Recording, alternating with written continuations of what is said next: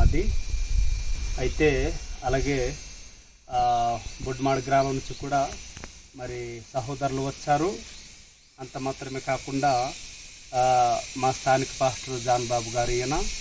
అయితే మేము ఈ యొక్క చట్రపల్లి గ్రామాన్ని గురించి మేము ఆ న్యూస్ విన్న తర్వాత మరి మనం కూడా వెళ్ళి మరి అనేక విధాల్లో నష్టపోయినటువంటి గ్రామస్తులను పలకరించి వారికి మాట్లాడి వారికి కొద్దిగా ఓదార్చే మాటలు చెప్పేసి వద్దామనేటటువంటి ఒక ఉద్దేశంతో వచ్చాము. ఊరికి వచ్చి కలిసిన తర్వాత భయంకరముగా మరి ఆ యొక్క వరద కొట్టుకుపోయినటువంటి ప్లేస్ని చూస్తే చాలా మాకు భయం కూడేసింది.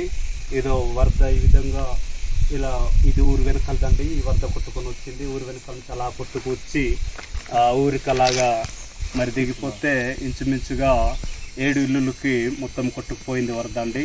ఇంత భయంకరంగా మరి వరద ఇలాగ వచ్చింది. అయితే ఈ యొక్క మరి సమస్యలో పాల్గొన్న వాళ్ళు, ఈ యొక్క వరదలు నష్టపోయిన కుటుంబాలు ఎంతో బాధతో, దుఃఖముతో, వేదనతో ఉన్నారు. అలాగే హాస్పిటల్లో కూడా కొంతమందికి చికిత్స అందుతూ ఉంది. ఒక ఆమె అయితే మృతి చెందింది.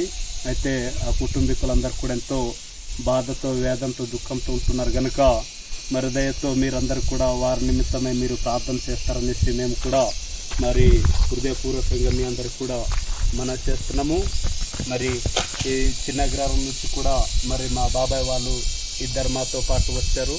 అలాగే బొడ్మాడి గ్రామం చూసినటువంటి సహోదరులు ఈయన సంఘ పెద్ద, అలాగే అన్నయ్య గారు కూడా సంఘ పెద్ద, తమ్ముడు కూడా ఇంకా సేవకులకి మరి సేవకుల పక్షాన ఉండి మరి సేవకులు లేనటువంటి సమయంలో చక్కగా సంఘాన్ని నడిపిస్తూ మరి చక్కగా సేవకులకు ఒక మరి సహకారిగా ఆయన తమ్ముడు ఉంటున్నారు.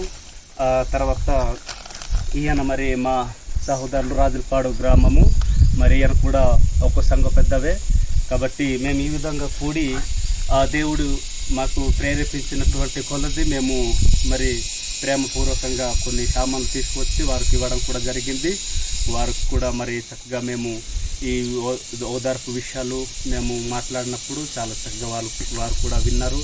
అలాగే మేము ఇచ్చినటువంటి ఆ యొక్క సరుకులను కూడా వారు చాలా ప్రేమపూర్వకంగా మరి తీసుకున్నారు.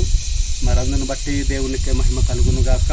మీరందరూ కూడా ఈ యొక్క చట్రపల్లి గ్రామం గురించి, గ్రామస్తుల గురించి మీరు ప్రార్థన చేస్తారనేసి మరి దేవుడు వారు నష్టపోయినటువంటి కుటుంబంలో నష్టపోయిన దానికంటే ఇంకా రెట్టింపులుగా తగిన సమయంలో వారికి దేవుడు అనుగ్రహించేలాగును కూడా మీరు ప్రార్థన చేస్తారనేసి ఈ కొద్ది మాటలు నేను చెప్పి కొద్ది మాట నేను ముగిస్తున్నాను. కొద్ది మాటలు దేవుడు దీవించి ఆశీర్వదించును గాక.